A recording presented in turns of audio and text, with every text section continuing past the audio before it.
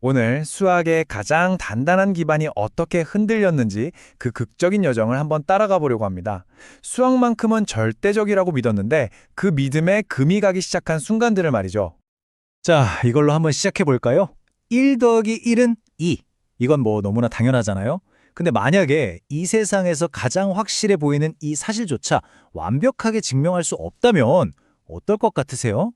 바로 이 질문이 오늘 우리가 파헤칠 미스터리의 핵심입니다. 수천 년 동안 사람들은 수학을 절대적인 진리 그 자체로 여겼어요. 한 번 증명되면 영원히 변치 않는다고 믿었죠.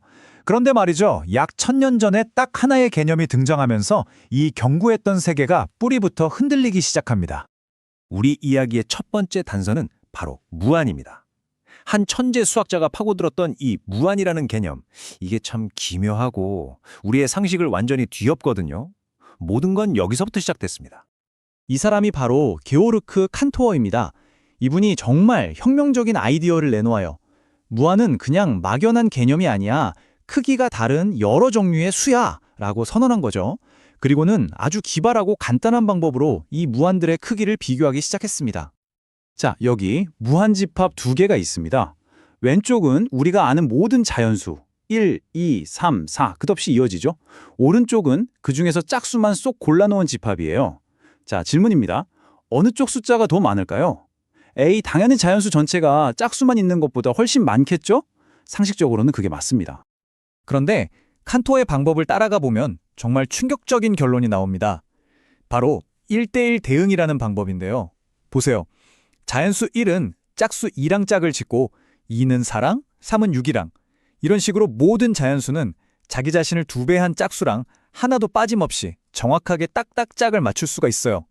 남는 것도 없고 모자란 것도 없죠. 그러니까 결론은 네, 무한의 세계에서는 이 두 집합의 크기가 똑같다는 겁니다. 우리의 직관이 완전히 깨지는 순간이죠.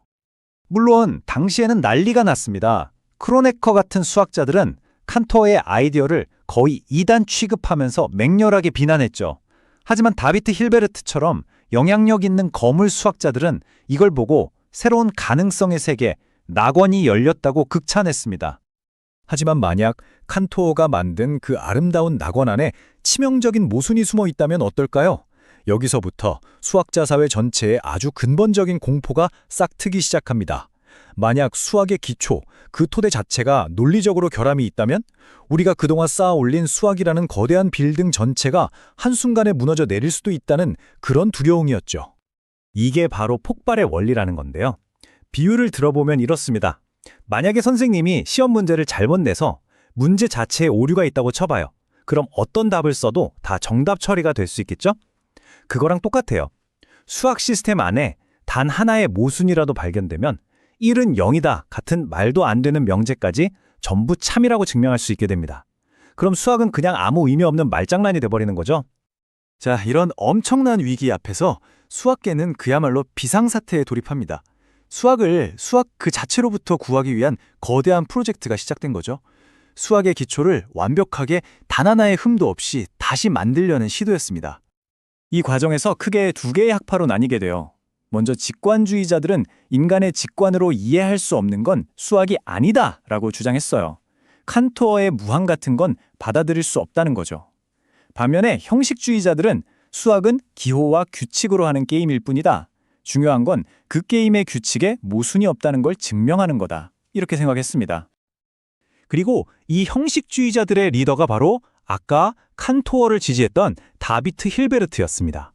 그가 1900년에 열린 세계 수학자 대회에서 역사에 남을 질문을 던집니다. 산술의 기본 규칙들, 즉 공리들이 서로 충돌하지 않고 완벽하다는 걸 수학적으로 증명해내시오. 이건 사실상 수학이라는 시스템이 정말로 말이 된다는 걸 증명해봐라 하는 엄청난 요구였어요. 이 거대한 도전에 정면으로 맞선 사람들이 바로 버트런드 러셀과 화이트헤드였습니다. 이들은 수학 원리라는 어마어마한 책을 쓰기 시작하는데요. 목표는 단 하나, 오직 순수한 논리 기호들만을 사용해서 티끌만한 모순도 없는 완벽한 수학의 토대를 처음부터 다시 쌓아 올리는 것이었습니다. 이 사람들이 추구했던 엄격함이 어느 정도였냐면요.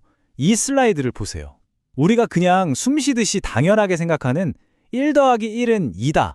이거 하나 증명하는데 책이 무려 100페이지 넘게 필요했습니다. 아니, 이게 왜 이렇게 오래 걸리냐고요? 그들의 시스템 안에서는 1이 뭔지, 더하기가 뭔지, 심지어 같다는 게 뭔지조차도 가장 기초적인 논리 기호부터 하나하나 다 정의하고 쌓아 올려야 했기 때문이에요. 정말 대단하죠? 자, 이렇게 모두가 완벽한 수학을 향해 달려가고 있을 때 우리 이야기에는 누구도 예상치 못한 엄청난 반전이 기다리고 있었습니다. 힐베르트의 질문에 대해 아주 조용하지만 결정적인 한 방을 날릴 천재가 등장하거든요. 그의 이름은 쿠르트 괴델, 놀랍게도 아인슈타인의 절친이기도 했죠. 괴델은 형식주의자들이 그토록 완벽하다고 믿었던 그들의 프로젝트가 애초에 불가능하다는 걸 증명해버립니다. 더 대단한 건 뭐냐면 바로 그 형식주의자들이 만든 기호와 논리의 언어를 그대로 사용해서 그들의 한계를 드러냈다는 거예요. 뭐랄까, 상대방의 필살기로 상대를 이겨버린 아주 우아하고 치명적인 논리적 디스였던 셈이죠. 괴델의 아이디어를 이해하려면 먼저 이 유명한 거짓말쟁이의 역설을 한번 봐야 합니다. 자, 이 문장은 거짓이다라는 문장이 있어요. 이게 참일까요? 거짓일까요? 한번 생각해 보세요. 만약 이 문장이 참이라면 문장이 말하는 내용대로 자기 자신이 거짓이 되어버리죠. 모순입니다. 그럼 반대로 이 문장이 거짓이라고 해볼까요? 그러면 이 문장은 거짓이다라는 말이 거짓이니까 문장은 참이 되어버립니다. 이것도 모순이에요. 이러지도 저러지도 못하는 거죠. 괴델은 바로 이 역설의 구조를 수학의 언어로 아주 정교하게 옮겨왔습니다. 그는 자기 자신의 증명 가능성에 대해 말하는 문장, 즉 명제 P를 만들어냈어요. 그 내용은 이렇습니다. 이 명제는 이 차계 안에서 증명될 수 없다. 바로 이게 괴델의 무기였습니다. 자, 괴델이 파놓은 이 논리의 덫을 한번 같이 따라가 볼까요? 만약 어떤 수학자가 명제 P, 즉 이 명제는 증명될 수 없다를 증명하는 데 성공했다고 쳐요. 그럼 증명할 수 없다는 내용을 증명해버린 셈이 되잖아요. 증명했다는 사실과 증명할 수 없다는 내용이 동시에 참이되는 완벽한 모순에 빠집니다. 그럼 반대로 P가 틀렸다고 반증하면 어떻게 될까요? 그건 P는 증명될 수 있다는 결론이 되는데 이건 역시 모순이죠. 어느 길로 가도 수학자들이 그토록 피하고 싶었던 모순과 정면으로 마주치게 되는 겁니다. 이 완벽한 논리로부터 괴델은 인류 지성사를 뒤바꾼 두 가지 결론을 이끌어냅니다. 바로 불완전성 정리죠. 첫째, 모순이 없는 수학 시스템이라면 그 안에는 참이지만 증명할 수 없는 명제가 반드시 항상 존재한다. 즉, 수학은 영원히 불완전하다는 겁니다. 둘째, 힐베르트가 그토록 원했던 것, 즉 어떤 수학 시스템이 자기 스스로 나는 모순이 없어요 라고 증명하는 것은 영원히 불가능하다. 이렇게 수학의 꿈은 산산조각 넣습니다. 이렇게 수학의 절대적인 확실성에 대한 꿈은 깨져버렸습니다.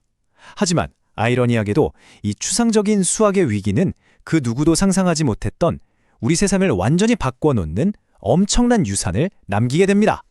이 슬라이드가 그 놀라운 지적 여정을 보여줍니다. 1880년대 칸토어가 무한의 크기를 다루면서 시작된 아이디어가 1931년 괴델에게로 이어져 수학적 증명의 한계를 드러냈고, 그리고 불과 몇 년 뒤인 1936년 앨런 튜링이 바로 이 괴델의 논리를 가져다가 컴퓨터가 무엇을 할 수 있고 또 무엇을 절대로 할 수 없는지, 즉 계산 가능성의 한계를 정의하는 데 사용합니다. 네, 우리가 지금 쓰는 모든 컴퓨터의 이론적 기반이 바로 이 수학의 한계에 대한 깨달음에서 시작된 겁니다. 정말 놀랍지 않나요? 컴퓨터 과학의 아버지 중 한 명인 존 폰 노이만은 괴델의 업적을 이렇게 평가했습니다.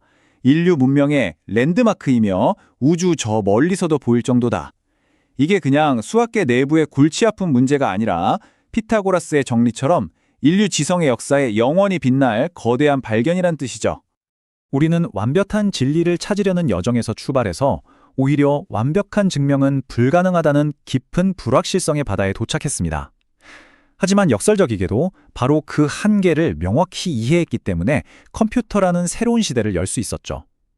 절대적인 진리를 증명할 수 없다면 우리가 안다고 말하는 것의 진짜 의미는 과연 무엇일까요? 이 질문을 여러분께 남기면서 오늘 이야기는 여기서 마치겠습니다.